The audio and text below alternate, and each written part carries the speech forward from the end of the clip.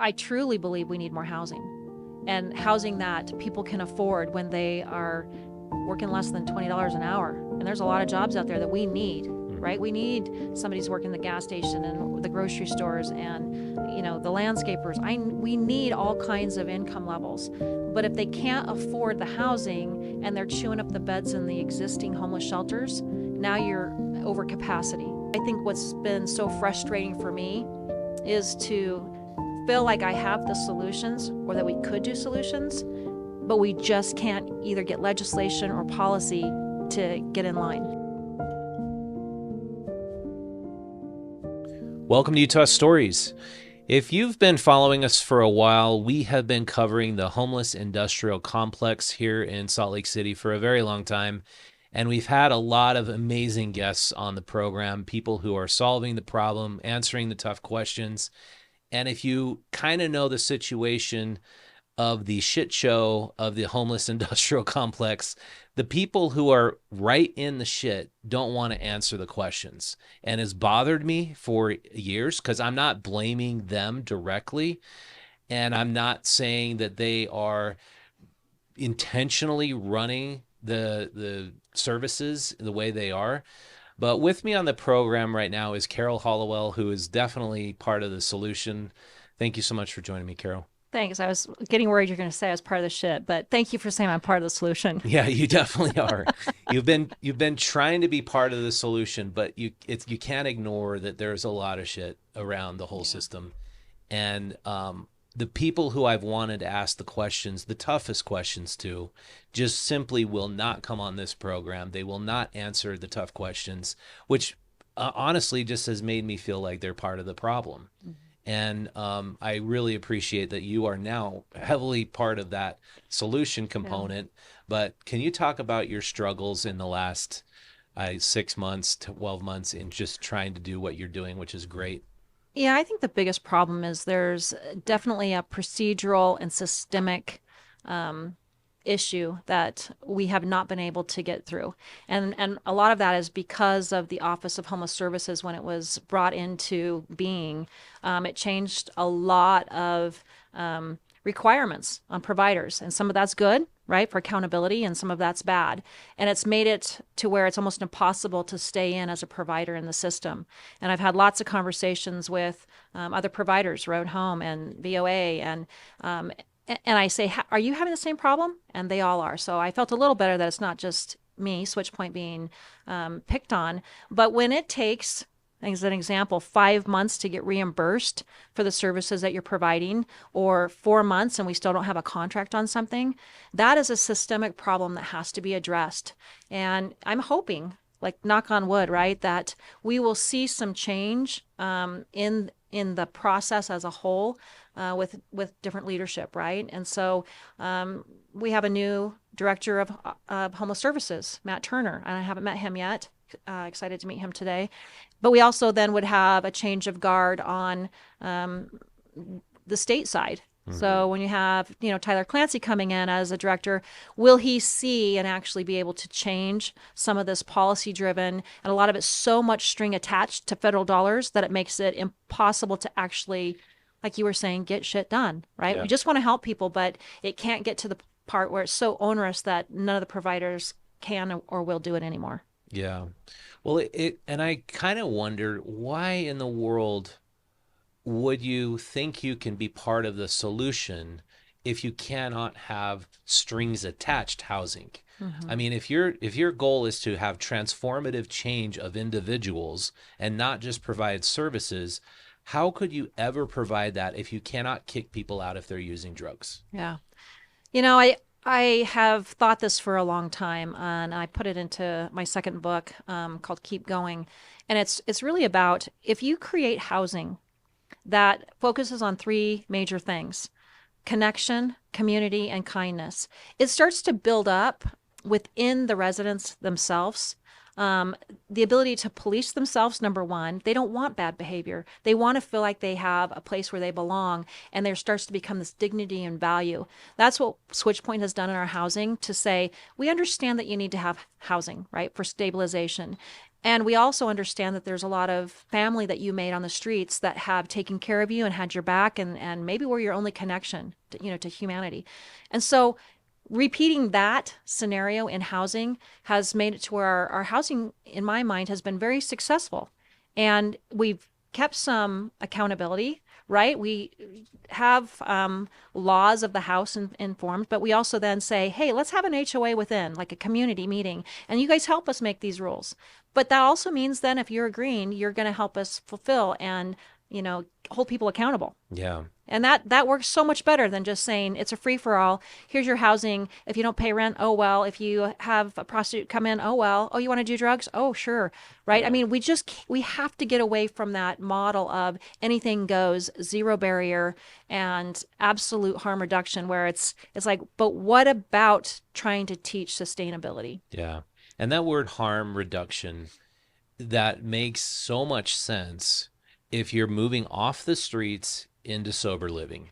If you're moving off the streets into a housing unit, which is basically allowing sex trafficking, allowing drug use, allowing people to trash their apartments, and then having staff which has an adversarial relationship with the tenants, you're actually going from really bad to perhaps worse. Because as we pointed out, 20 occupants of the Magnolia apartments who were originally there out of the 60 have died. Hmm. And so the end game is if you're not going to be able to get off drugs, and you're given a nice apartment, you just die. And how can that be viewed as something like a success just because you're providing the service of housing? Yeah. It's It is hard when the way that the rules have been made to get money or to allocate money have made it really tough to make good decisions and or to even mobilize quickly, yeah. right?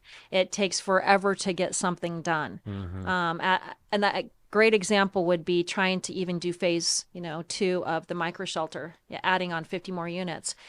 You're utilizing dollars that have a lot of strings attached, and so it just takes longer and longer and longer. And we were so hoping we would have had them up and running, last winter, and we won't really even get those done until June. And it's not the fault of, say, Office of Homeless Services. It's because the way that the money's coming through down, it just makes it to where you have to follow all of these processes and procedures to even get something done. Hmm. I really think that our main issue with our housing crisis that we're in right now, and this is not just statewide, but nationwide, is there's so many rules in place. We were talking earlier, you and I, about if we wanted to add ADUs to all of our personal units, we should create Hmm. housing that's affordable. But no, you can't do it unless you're owner occupied, or you can't do it if you're in certain cities. Hmm. But how do we get away from all of this top down that is not logical, it's not reasonable, and it holds back the ability to actually solve problems. Hmm. And that's, I think, what's been so frustrating for me is to feel like I have the solutions or that we could do solutions, but we just can't either get legislation or policy to get in line. Yeah, and we talked about before. By the way, I want to just point out, Cody came on the podcast about 2, 3 months ago with some of the inhabitants of your units that are down at the airport. They love living there, like Cowboy and Petey. Mm-hmm.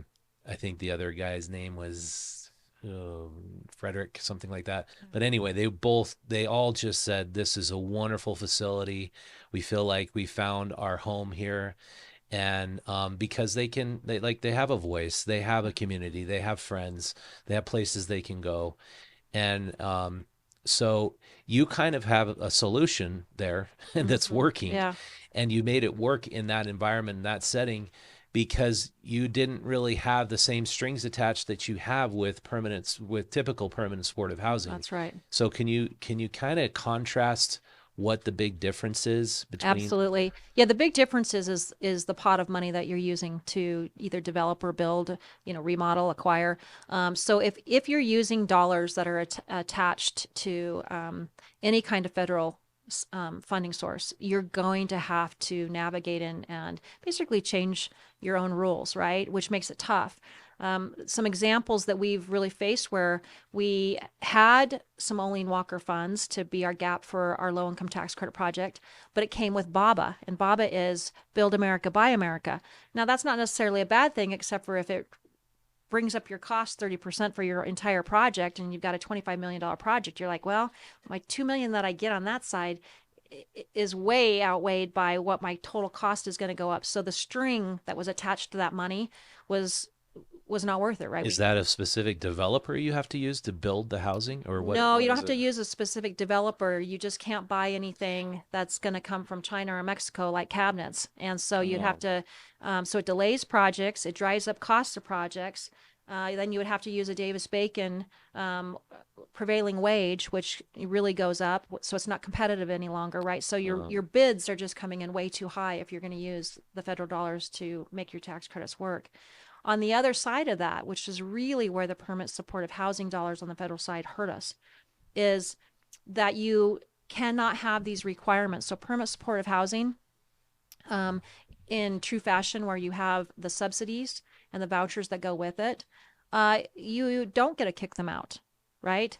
You can't make requirements that they have to see a case manager. You don't make requirements that says that a drug dog can come through and see if the property which is is going to be safe. unbelievable. And if Yeah. I mean, I almost believe if you want to destroy people instead of help them, you would put that provision in place. Yeah, yeah. So that's what makes it tough. And I see a big swing is coming, right? There's definitely a shift that's coming, and we've seen it for the last year with the Trump administration, as there's things that are getting either cut or changed or um, that are going to be analyzed. And so it'll be an interesting upcoming year. This past year, we saw the big, beautiful bill. And there was two things that I was actually pretty happy about. And one was that it increased the LIHTC amounts per state. And it increased it by 1%, which is a big deal, Light right? tech being, So low income tax credit. Thank yeah. you. Sorry. And so that's what helps us build these units, that we can apply to the state, and the state has a match. So you can apply for a federal and a state tax credit to build a low income housing. Hmm. The other, so that was an increase. So that's great. The other piece is their bonding. So they reduced the 4% bond. So there's in tax credits, there's a 9% and a 4%, and it seems complicated, but in reality, it's how you would access larger monies through a bond, and it reduced that basis. So for most of us that are developers of affordable housing, unless we were going to do like 200 units, trying to apply for a bond just didn't pencil it.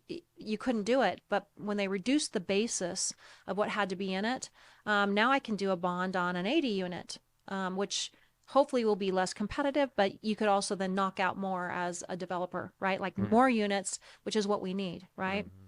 So it'll be interesting as we look at this next year. Are there any other things that can change with the string attached, knowing that Trump administration doesn't like a lot of these strings? Will this actually help us as a provider have better housing, provide better services that actually yield towards outcomes, right? Hmm. And help us hold accountability. And that would, in my mind, be the solution for this upcoming year. Is we've got to figure out the accountability piece, but we also have to say, you got to cut some of these strings because you're holding me hostage. Yeah. So just to give our listeners an overview of what you guys are involved in, it's a lot. Um, you now operate the overflow shelter in Mill Creek.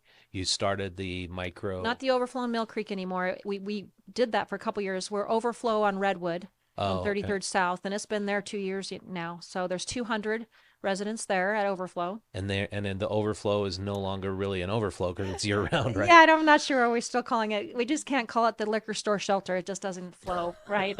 So, but we have that, and then we're operating the micro shelters under the Spaghetti Bowl. Yeah. We have two low-income senior housing projects off in North Temple.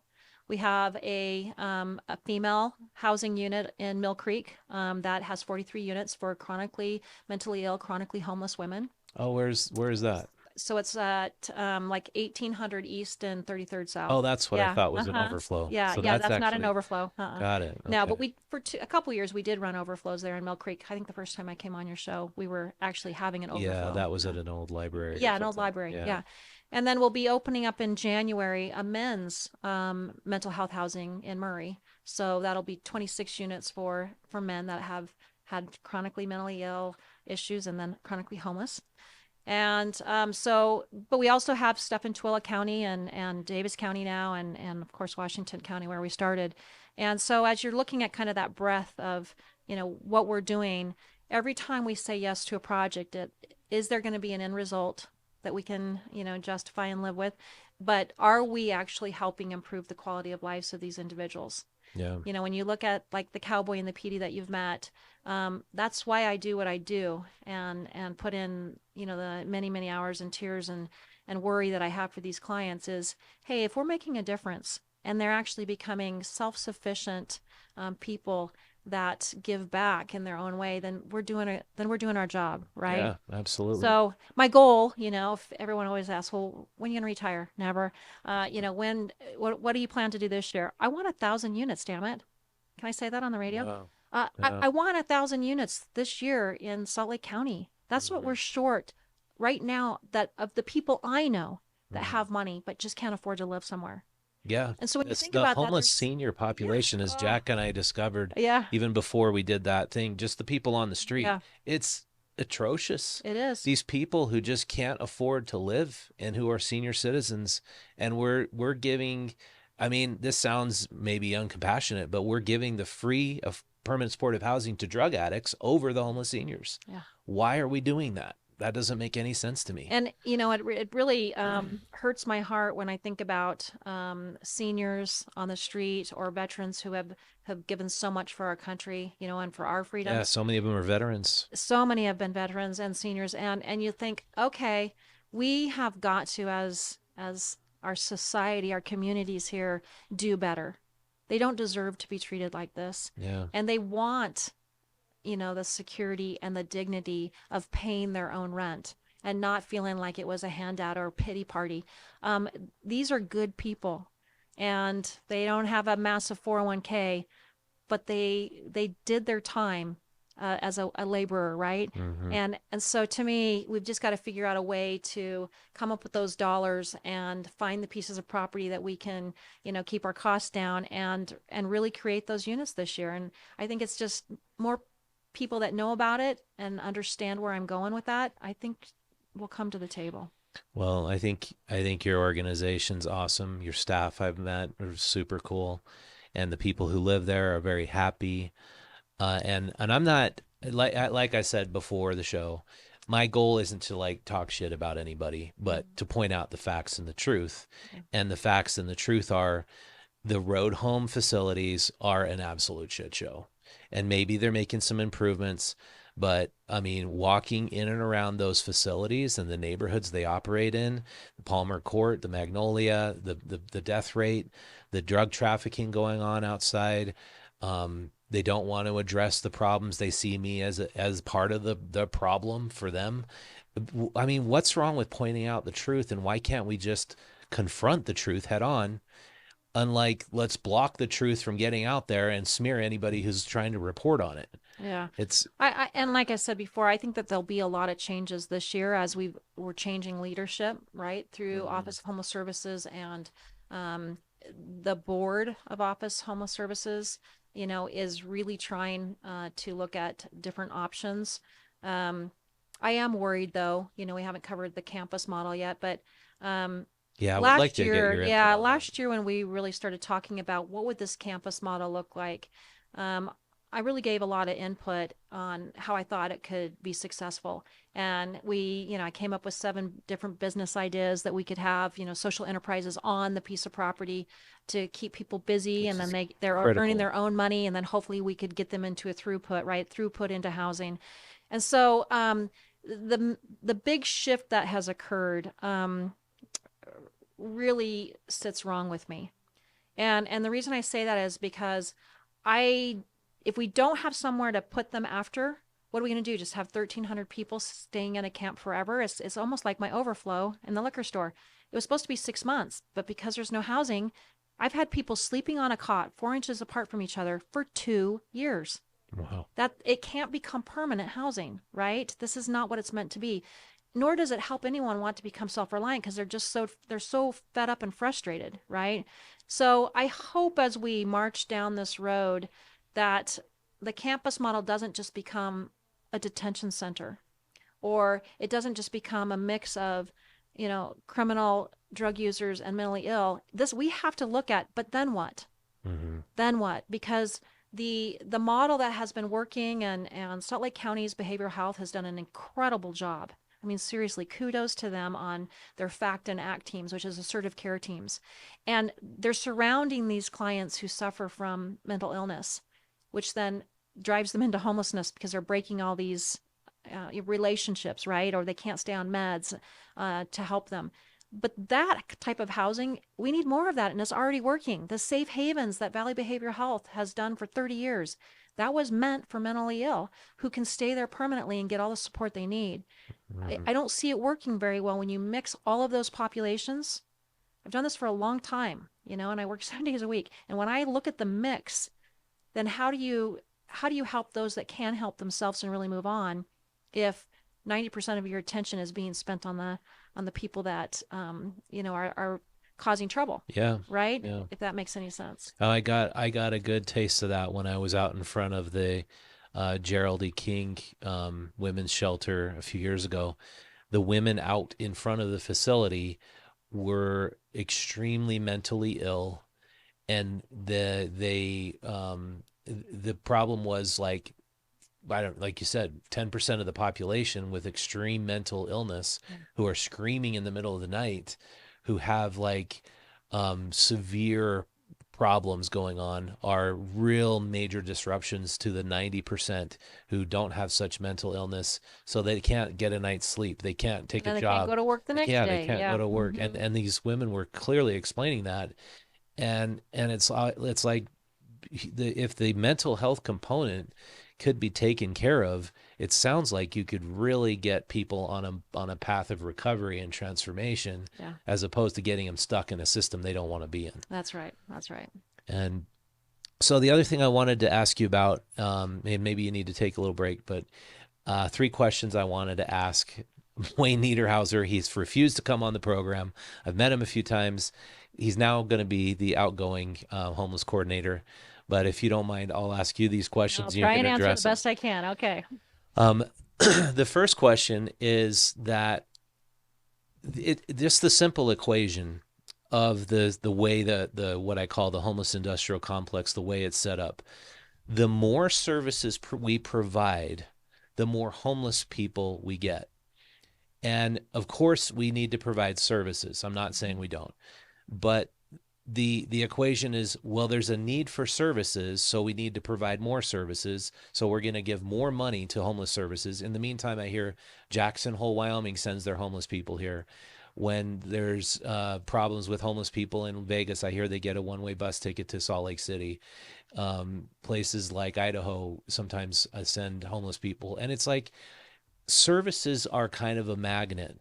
And when there's broken family relations and there's an ability for a family member who's on drugs to get services, and we have an 18% increase in homelessness over the past year, if you're not providing whole person transformative change, but only services, don't you think the services are the problem? I would say yes and no. Okay, and I'll answer it a couple. I think that if we build more and more shelters, you're absolutely right. That's just one piece of the service, though, right? It's just a temporary bed, a meal, a shower, right? But when we're looking at what type of services need to be improved or increased, uh, I truly believe we need more housing, and housing that people can afford when they are working less than $20 an hour. And there's a lot of jobs out there that we need, right? Mm-hmm. We need somebody's working the gas station and the grocery stores and, the landscapers. We need all kinds of income levels. But if they can't afford the housing and they're chewing up the beds in the existing homeless shelters, now you're over capacity, Mm-hmm. right? If we were able to pull out everybody in homeless shelters right now in our state that has income, and it's all in the data, right? Pull out everybody that has income and the ability to pay. You have plenty of room then in the existing homeless shelters without building any more to provide those services, like you were saying, like an emergency shelter, what truly emergency shelter is meant to be. Does that Hmm. make sense?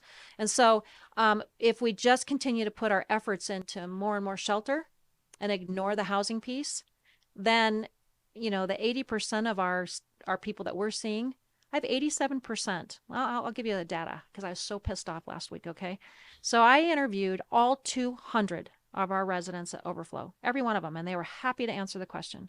And we just had this full sheet. Talk to me. Do you have money? Yes. Are you working? Yes. If I had somewhere you could go right now today and you'd pay $500 a month, would you do that? Oh, hell yeah. Right? There wasn't one. I didn't have one that said, no, I love being on this cot. This is like my dream come true. Right?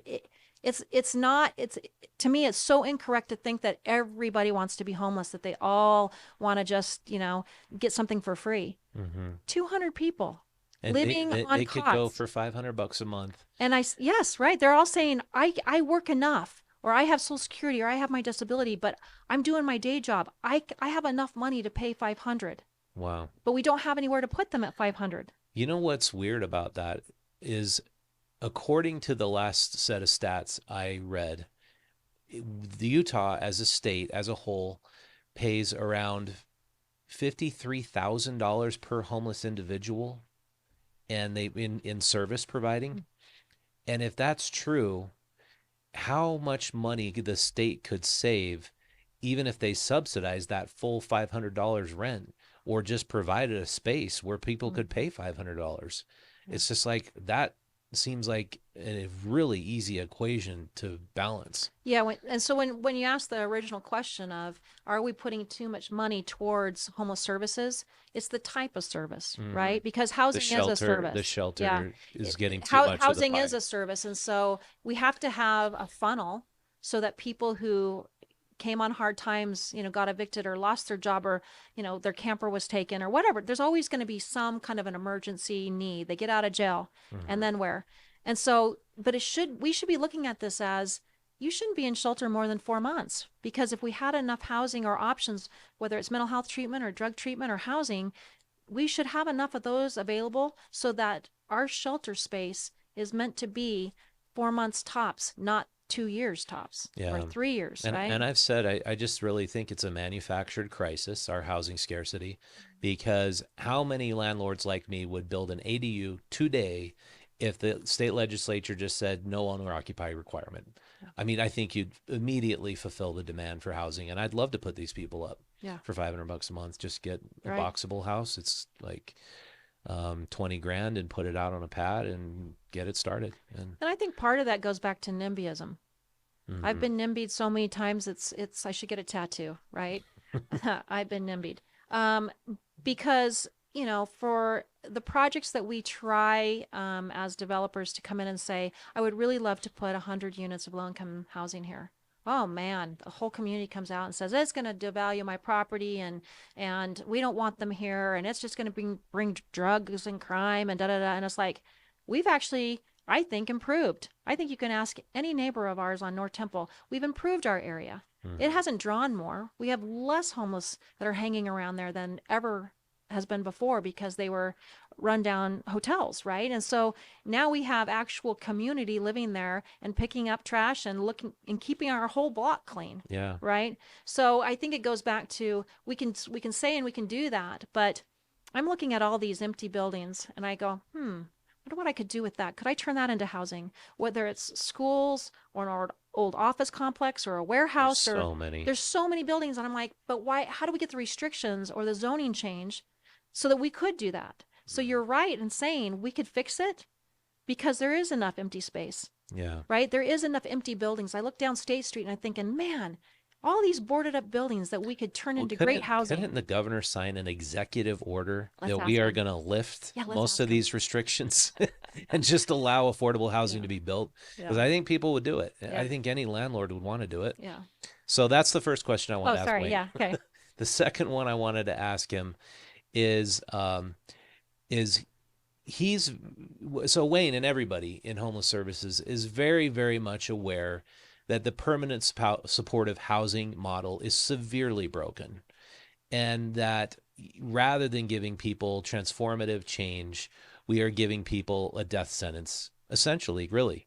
A lot of these people have just died.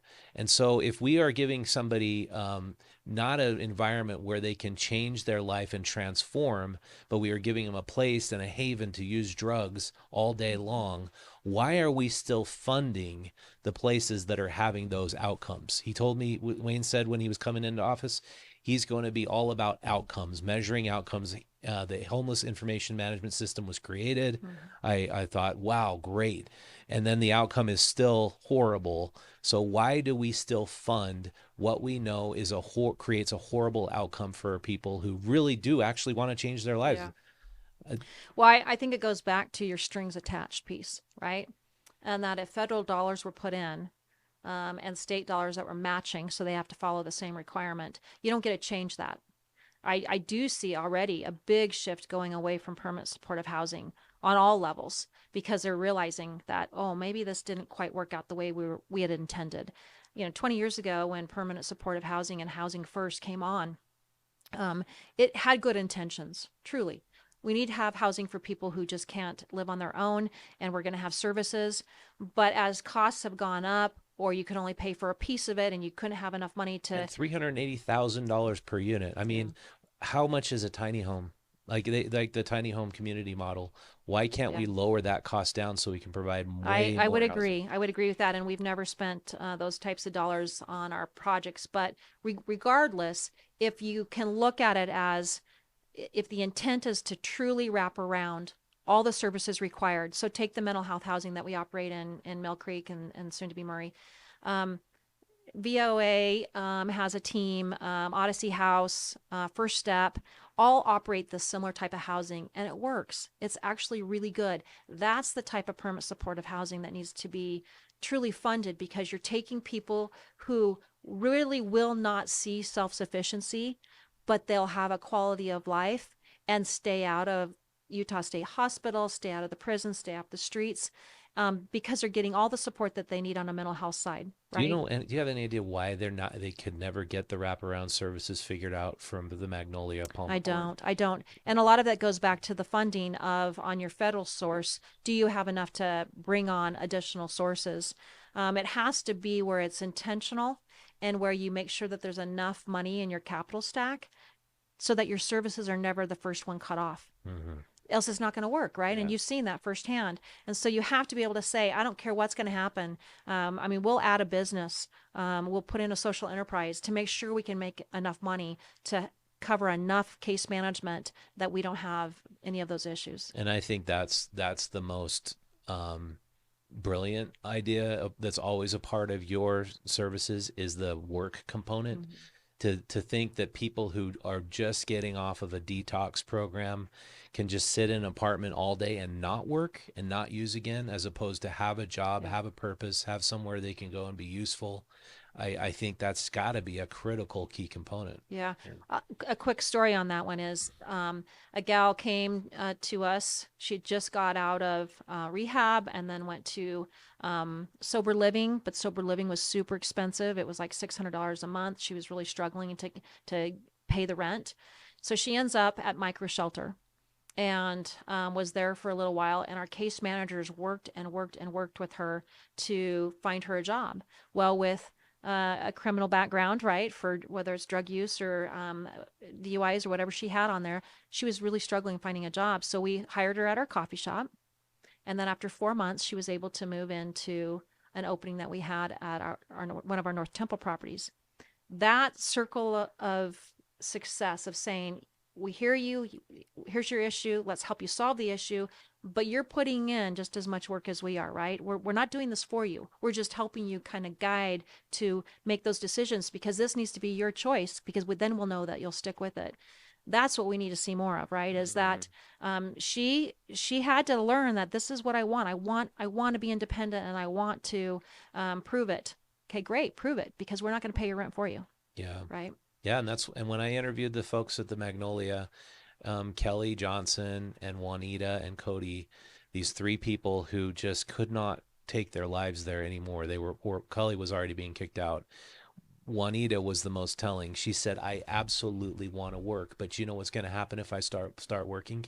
I'm going to get kicked out of here. Mhm. But I'm ready to get kicked out of here if they need to because I can't stand being here anymore. I want to get a job. I want to be productive, and they're inhibiting that desire of Yeah. people." And so my third question, this is the most controversial story that the local media has not covered in depth at all. The Ramada Inn on North Temple and Redwood Road, 420 units on, I believe, 10 acres. An incredible piece of property that was owned by the Salt Lake City RDA, set aside for homeless folks, people who were needed housing. That property was taken by Wayne Niederhauser, given to Keith Warburton to develop.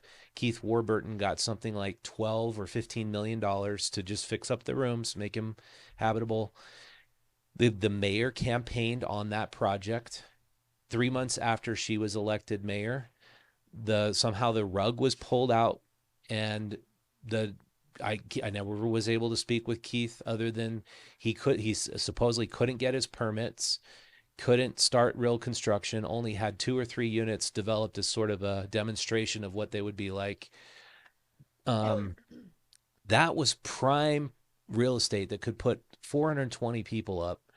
How is it that that happened on, these are questions I wanted to give to Wayne, on your watch, Wayne. And there's nothing to be said about it other than, Yeah. yeah, it just didn't work out.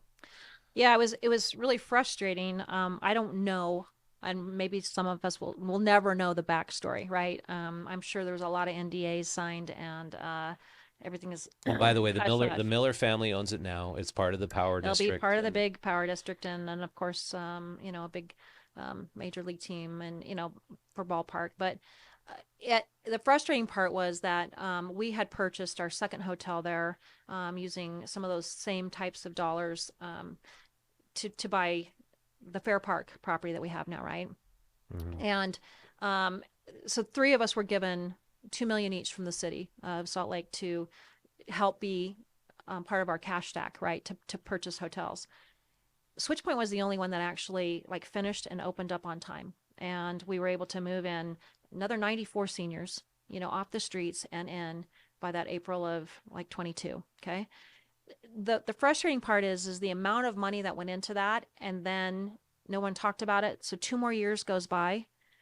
We would have had another 200 seniors moved in somewhere if it could have been redeployed quickly as soon as they knew that this was not going to work. That's the piece that's frustrating as a provider, to say, man, if people knew and you were just trying to work out all the logistics, being able to carve that back real quick Yeah, and move it into move something the that's money. doable, move the So where money. did the money go? I have no idea, but what I do know is that it's a shame when you're able to move quickly and think about how you can create deeply affordable housing that does not need federal subsidies to run, right? And that seniors are all paying their rents, or veterans are paying their rents, or individuals are paying their rents. I don't care who they are. Mhm. But if we can't do that because we get kind of hogtied with these, secret deals that are going behind the scenes, it makes it tough because we're thinking, man, I know how many seniors are on my wait list. I have 400 people on my wait list right now just to get into two, properties. Wow. That means that as a developer, put your developer hat on, not a homeless provider. As a developer, I would think I'd want to do more because I would know that my supply and demand is going to marry it up, and I can just roll people right in, right? I Yeah. don't have a vacancy rate that I'm going to be worried about. Yeah, there's a huge demand for Yeah. that affordable Yeah, housing. huge And demand. And I think that, we need to really look at that in the next year to say, how do we make sure that the dollars that are available on a county, state level, or through philanthropy, how do we make sure that they're going to be best utilized to quickly, open up units so that we're taking pressure. It's going to take at least 2 years, if not three, to get a campus model open in the first place. There's no mhm. infrastructure there. But when you're looking at housing that could be quickly renovated, we were open in less than 9 months, That's amazing. right? To add And kitchenettes and with $2 million and how many units again? well, yeah, it was a total of like 13 million for 94 units, and the city's amount was 2 million that they had put into that. But we were able to use deeply affordable housing dollars through the state, which was COVID money, right? Yeah. From the ARP money. Yeah. Oh, that's great. Yeah, well, in the next year, with the giant amount of demand for, I mean, you could just say senior affordable housing. Do you see any hope on the horizon that that demand is going to be met? Mm. I'm an optimist, which is why I guess I keep doing what I do. But um, the optimist in me says that there's there's enough proof that our model is working, that somehow we'll find people who want to deploy dollars into creating affordable housing, that fits our current need. um, I think about the pressure that's going to be put on Salt Lake and for the Olympics coming up, and it can't just be with one campus model. That's not going to just clean up the streets. So if we start now and really work intentional on how many thousands of units do we need for those that can pay, and knock them out quickly, it will actually paint the truer picture of what is the shelter need, and Mhm. then just make sure we're holding accountability, right? Yeah. Yeah, I absolutely see your point that it should be housing first in terms of affordable housing people can actually pay for Yeah. rather than free housing with no strings attached, Right. which is a failed model. And I think the it comes down to two things: breaking through the semi-corrupt homeless industrial complex model and understanding we need to move to a shift to a completely different model. And the last time I checked, a tough shed at Home Depot is $3,000. You provide insulation and plumbing and some electrical. Mm-hmm. I know everybody sleeping on a cot right now would be Yeah. thrilled to have something like that, even Absolutely. if you're, Tooele, West Valley, deep in Mm-hmm. near the Okers. It's just I think the political will has to meet the demands of the market, and those two have to come together. And it's just all the red tape. And Yeah. I say it, I've said this many times. Having a state legislature run by 80% developers who are keeping the eye on their own personal bottom line and special interests, they need to prove they're not there just for that reason. Yeah. And I appreciate the Other Side Academy's vision, I think, with their tiny home village, right, that they have. And we consider ourselves vertical villages, right? Because we can do this the same kind of square footage and go up in whether that's apartments or converted hotels, but you have this village of Mm-hmm. people who are really caring about each other, and we can do that pretty cheap and not taking up very much land, right? We're just starting construction on another 76 units at Fair Park where Cowboy lives. And so in January, we'll be breaking ground on that. And then out front, we'll do another 80 units. Oh, that's So great. when you think about it, the ability to purchase one piece of property with 94 units is going to turn into 250 units that serves our veterans and our seniors, and at a pretty low cost, per door when we break it all out. And that to me is what we should be looking at, opportunities throughout. Think about if we could, duplicate that and go, around to neighborhoods. These guys are happy, Mm-hmm. and they're not going to be moving anywhere else unless it's going to go into serious, skilled nursing, right? This is going to be where they die, Yeah. because it's something that they can afford and they call home. Yeah. Well, Yeah. it's a great mission to help seniors, veterans, people on the bottom to get Mm-hmm. into housing and to give their lives purpose with a job and social enterprises. And I commend you for what you're doing. You're Yeah. doing a great thing, Thanks Carol. for having me today. Yeah, thanks for coming on. And just to summarize, whatever's going on at DWS, I hopefully Tyler fixes that problem quickly so you get reimbursed so you stay on the job because There you go. I can absolutely Maybe it'll see be why my you're very Thanksgiving. Maybe frustrated. it'll be my Thanksgiving present. I don't know. Yeah. Yeah, Yeah. well, we'll get Let's the cross our podcast out fingers. there Yeah. so Yeah. we can see. Good. All right. Yeah, thanks so All much. right. Thank you. And so if people want to be a bigger part of SwitchPoint, what you're doing and donate, where do they go? Switchpoint.org. All right. Yeah. Keep it simple. Great. Yeah. Cool. And if you want to leave a comment, that's a great way to help this video be seen by more people, even if it's just a thumbs up or way to go. And thumbs up, smash the like button if you want to be a bigger part of Utah Stories and what we're covering. Go out, visit utahstories.com, subscribe to our free digital newsletter. And if you want to subscribe to our print magazine, it's $5 a month if you want to become a member and get Faces of Utah magazine twice a year and be invited to our VIP events. And we're going to soon to have Discord server where we talk about all these important issues. Go out to utahstories.com, become a member, and help support our intrepid local journalism. And thank you so much for watching. Happy Thanksgiving. We'll see you next time.